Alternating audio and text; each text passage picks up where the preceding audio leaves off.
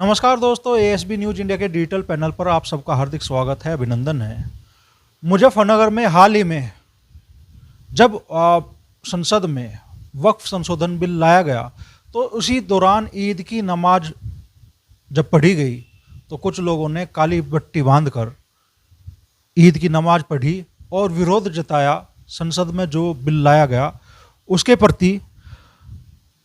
इस पूरे मामले को मुस्लिम समाज के जो गणमान्य लोग हैं वो किस तरीके से देखते हैं, और चूंकि उसको लेकर अब पुलिस प्रशासन की कार्रवाई भी सामने आ रही है। अब तक बताया जा रहा है कि सैकड़ों लोगों को इस मामले में नोटिस जारी किए जा चुके हैं। तो क्या पूरा मामला है और उस पर मुस्लिम समाज की क्या राय है, इसी पर चर्चा करने के लिए हमारे साथ मौजूद है मौलाना मुफ्ती जुल्फिकार साहब। तो मौलाना साहब, जिस तरीके से कार्रवाई सामने आई है पुलिस प्रशासन की वक्फ बिल के विरोध में, जैसे लोगों ने काली पट्टी बांध के ईद की नमाज पढ़ी है, तो कैसे आप देखते हैं उसे? देखिए, हमारा मुल्क जो है वो लोकतांत्रिक देश है, यानी जमहूरी देश है। और जमहूरियत के अंदर किसी भी बात को कहने का, किसी भी चीज़ को सहमत असहमत होने का हर नागरिक को हक है। लाजमी नहीं है कि जो चीज़ कही जाए हर आदमी उससे सहमत हो, इत्तेफाक करे। लिहाजा अगर हर नागरिक को ये हमारा संविधान ये राइट देता है, ये हक देता है कि हम किसी भी चीज़ से अगर सहमत नहीं हैं तो उसका तरीक़ा जो है उसे प्रकट कर सकते हैं। अगर किसी शख्स ने उससे इत्तेफाक नहीं किया और मैं समझता हूँ कि उसने कोई जमहूरी तरीक़ा इस्तेमाल किया है तो ये कोई जुर्म नहीं है। लिहाजा उनको नोटिस देना या उन्हें समाज में इस तरह का माहौल बनाना कि जिससे समाज के अंदर डर दहशत हो, ये कोई अच्छी बात नहीं है और ये हमारे मुल्क की रिवायत नहीं रही। कार्रवाई को लेकर फिर आप क्या कहेंगे मुफ्ती साहब? चूँकि वक्फ के दौरान जब जुम्मे की नमाज हुई तो पुलिस अधिकारी तो सड़क पर उतरे, फोर्स के साथ में आप लोगों ने भी लोगों से शांति बनाए रखने की अपील की। आपने कहा वक्फ पे कि अभी इसके बारे में पूरी जानकारी नहीं है, जब पूरी जानकारी आ जाएगी इस पर तो तभी टिप्पणी करें लोग। लेकिन मान लो जुम्मे की नमाज है, लोग शांति से अदा करें।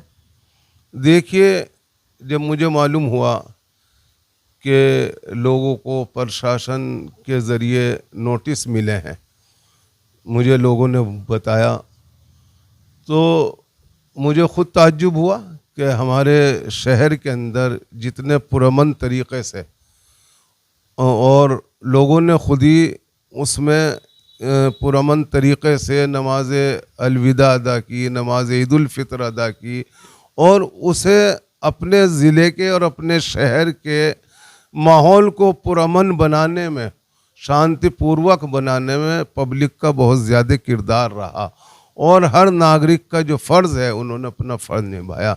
लेकिन उसके बाद जब लोगों ने मुझे बतलाया कि हमें इस तरीक़े से नोटिस दे दिया गया है और लोगों के साथ इस तरह से ज़्यादती हो रही है, तो मैं इस सिलसिले के अंदर ज़िला अधिकारी से मैंने मुलाकात की और मैंने डीएम साहब से पूरी सूरत हाल बताई।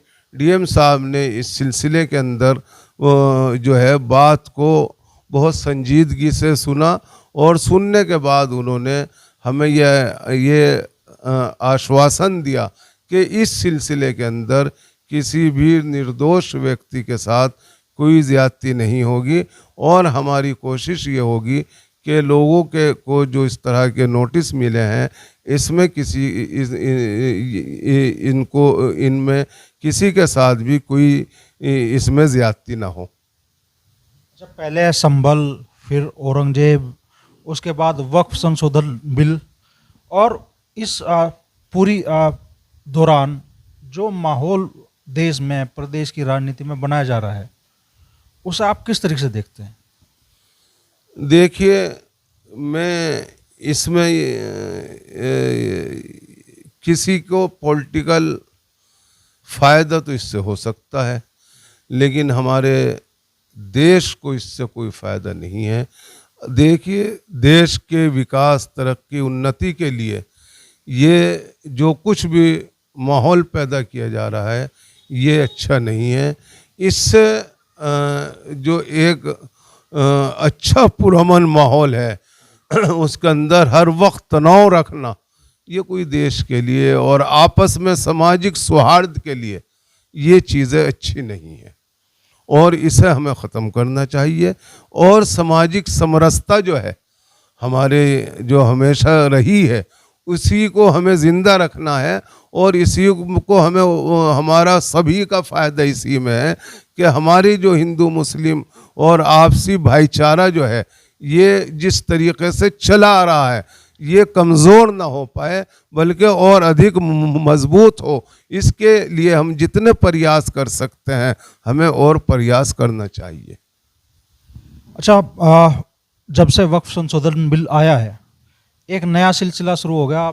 मुजफ्फरनगर में ही बुढ़ाना विधानसभा में कल फिर आपके पूर्व विधायक हैं नूर सलीम राणा साहब, उनके निवास पर भी करीब आधा दर्जन से ज़्यादा मुस्लिम ग्राम प्रधान और बड़ी तादाद, सैकड़ों की तादाद में मुस्लिम समाज के लोग, जिनमें से ज़्यादातर समाजवादी पार्टी के नेता कार्यकर्ता थे जैसा बताया गया वहाँ पे, उन्होंने आरएलडी का रुख किया, उन्होंने राष्ट्रीय लोकदल ज्वाइन किया। किस तरीके से आप इस पूरे घटनाक्रम को देखते हैं? और ऐसे ही बुढ़ाना विधानसभा में हुआ। देखिए, कुछ पार्टी जो सेकुलर पार्टी कहलाती हैं उन्होंने जो वक्फ बिल की हिमायत देने का काम किया है और जैसे बिहार में जेडीयू रही है और आंध्रा में तेलुगु देशम रही है, हमारे यहाँ आरएलडी रही है, इन्हें लेके जो ये था कि भाई हमें उम्मीद ये है कि ये क्योंकि ये सेकुलर पार्टी कहलाती है, हो सकता है कि ये हुकूमत के ऊपर प्रेशर बनाएं और इस बिल को कम से कम उसमें पास कराने में कुछ उन्हें परेशानी हो और ये दबाव बनाएं। लेकिन बहरहाल जो भी रहा, अब ये बिल पास हो गया। अब इन्हें होने के बाद जो है वो, क्योंकि इनके ताल्लुक़ से मुस्लिम में मैसेज संदेश जो है वो अच्छा नहीं है, ख़राब है। अब वो अपने संदेश को, अपने मैसेज को किस तरह ठीक करेंगे, वो बहरहाल पार्टी है, कुछ ना कुछ तो वो करेंगे और ये उसी का हिस्सा है। नहीं, आप भाई वक्फ बिल पास कराने में आप कह रहे हैं कि इन पार्टियों की भूमिका रही। पश्चिमी उत्तर प्रदेश के नज़रिए से हम देखें तो भाई वेस्ट यूपी की बड़ी पार्टी है राष्ट्रीय लोकदल, उसकी भूमिका, उनका समर्थन रहा वक्फ बिल पास कराने में। तो होना तो ये चाहिए था कि भाई मुस्लिम समाज के नेता कार्यकर्ता भाई आरएलडी से दूर होते, अगर आपके नज़रिए से मैं बात करूं, लेकिन हो ये रहा है कि भाई मुस्लिम समाज के नेता कार्यकर्ता समाजवादी पार्टी छोड़ के अब राष्ट्रीय लोकदल में ज्वाइन हो रहे हैं। तो क्यों ऐसा हो रहा है मुफ्ती साहब? देखिए अमरीश भाई, इसके फ़ायदे और नुकसान का अंदाज़ा अभी नहीं होने का। आने वाला जो विधानसभा चुनाव होगा उसमें सही अंदाज़ा होगा कि किस पार्टी को हिमायत करने से किसी पार्टी को, सेकुलर पार्टी को फ़ायदा हुआ है या नुकसान हुआ है इसका। बहरहाल मैं तो एक बात कहना चाहूँगा कि चौधरी अजीत सिंह साहब के अंदर, जैन चौधरी साहब जो युवा लीडर हैं हमारा मुसलमान हिंदुस्तान का और ख़ास तौर से उत्तर प्रदेश का, और उत्तर प्रदेश के अंदर भी पश्चिम उत्तर प्रदेश का मुसलमान जैन चौधरी के अंदर स्वर्गीय चौधरी चरण सिंह देखते थे और वो ये समझते हैं कि जैन चौधरी के अंदर चौधरी चरण सिंह है। और जिस तरीके से चौधरी साहब ने सत्ता का लोभ नहीं किया, कभी ताकत के आगे नहीं झुके, एमरजेंसी जैसे हालात में, जबकि उस वक्त सत्ता बहुत मजबूत थी, लेकिन चौधरी साहब ने उस वक्त भी जमहूरी ताकतों को मजबूत किया, डिक्टेटरी के खिलाफ हमेशा डटकर खड़े रहे। यही उम्मीद पश्चिम उत्तर प्रदेश का मुसलमान जैन जी के साथ करता था। कहीं ना कहीं वो तो बेहतर जैन जी समझते हैं कि उनका पॉलिटिकल फ़ायदा उनके किस उसमें डिसीज़न में है, वो तो वो जाने। लेकिन मैं तो जो एक आम आवाज़ है मुसलमानों की, वो आज भी मुसलमान जैन जी को आशा भरी नज़रों से देखता है कि वो जहाँ भी हैं वहाँ रहकर सेकुलरिज्म को की आवाज़ उठाएंगे, उसे मजबूत करेंगे। आज भी पश्चिम उत्तर प्रदेश का मुसलमान उन्हें कहीं ना कहीं आशा भरी निगाहों से देखता है। तो इसकी वजह एक ये भी है क्या कि जैसे कावड़ यात्रा में प्रदेश सरकार ने एक आदेश जारी किया, हाल ही में मेरठ में जब सड़क पे ईद की नमाज अदा करने पे एक तरह से रोक के आदेश जारी किए गए, तो जयंत चौधरी ने उन फैसलों के खिलाफ आवाज़ उठाई, ट्वीट किए।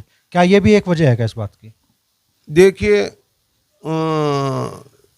चौधरी साहब की सियासत में जो मुख्य हिस्सेदारी है, वो अगर आप बीकेडी का दौर उठाएं तो उत्तर प्रदेश के मुसलमानों का बहुत बड़ा उसके अंदर हिस्सा है।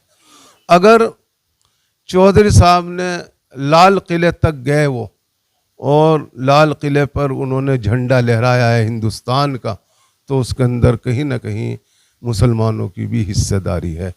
उसके बाद चौधरी अजीत सिंह जी का दौर रहा। चौधरी अजीत सिंह जी ने के साथ उसी तरीके से चौधरी साहब की विरासत जो चली आ रही थी, चौधरी साहब ने यकीनन जहां मुसलमानों ने चौधरी साहब को मजबूत करने का काम किया, वहीं पर मुसलमानों ने भी चौधरी अजीत सिंह जी के साथ कंधे से कंधा मिलाकर उन्हें मजबूत करने का काम किया।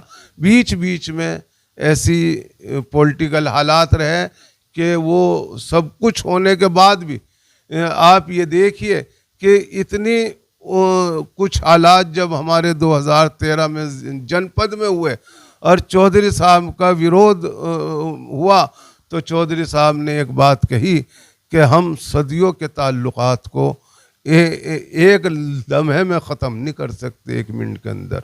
और उसका फ़ायदा चौधरी साहब को हुआ कि जब लोकसभा इलेक्शन के अंदर चौधरी अजीत सिंह जी आए और उन्होंने कहा कि मैं इन दूरियों को मिटाने के लिए आया हूँ, चाहे वो इलेक्शन मैं तो नहीं कहूँगा चौधरी साहब हारे, चौधरी साहब तो हराए गए, लेकिन बहरहाल चौधरी साहब के उस इलेक्शन से ये फ़ायदा हुआ कि 2 समाज के बीच में जो गलत फहमी थे, कन्फ्यूज़न था, दूरियाँ ख़त्म हुई। और लिहाजा चौधरी साहब पे अगर बड़ा हिस्सा है वोटों का, तो वो मुसलमानों का रहा। कुछ जैन जी के फैसले से जिस तरीके से अपनों से शिकायत होती है, ऐसी शिकायत हो सकती है, लेकिन अपना ही समझता है मुसलमान जैन जी को भी, और अपना ही समझ के उनके साथ उनसे कुछ भी शिकवा शिकायत कर सकता है। लेकिन आज भी मैं एक बार फिर ये कहूँगा कि जयंत जी बहुत अच्छे लीडर हैं, बहुत उनकी सोच बहुत अच्छी है, संघर्षशील है, और हमें उम्मीद है कि वो हमारे साथ जब ज़्यादती होगी, जैन जी जैसे आवाज़ उठाई, अब भी उन्होंने उठाई है, आइंदा भी हमें उनसे उम्मीद है। क्या वक्फ संशोधन बिल पे जो आरएलडी ने इस बिल का समर्थन किया, आप लोगों की उम्मीदों को कुछ झटका लगा क्या?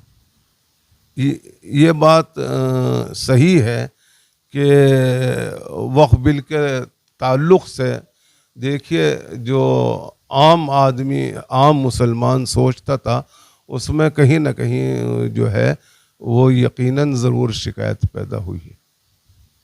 तो मुफ्ती साहब ने चाहे ईद की नमाज के दौरान विरोध स्वरूप जो काली पट्टी बांध के मुस्लिम समाज के लोगों ने अपना विरोध जताया, उसके खिलाफ जो नोटिस जारी हुए हैं उस मसले पे, और जयंत चौधरी जी को लेकर भी खुल के बात की। उन्होंने कहा कि भाई मुस्लिम समाज जयंत चौधरी की तरफ आज भी आशा भरी निगाहों से देखता है। उनके कुछ सरकार के कुछ फैसलों के खिलाफ जिस तरीके से जयंत चौधरी सामने आए, उसकी उन्होंने प्रशंसा भी की, और साथ ही उम्मीद जताई कि भी आने वाले समय में भी जैन चौधरी मुस्लिमों के हक में जिस तरीके से वो आवाज़ उठाते रहे हैं आगे भी उठाते रहेंगे।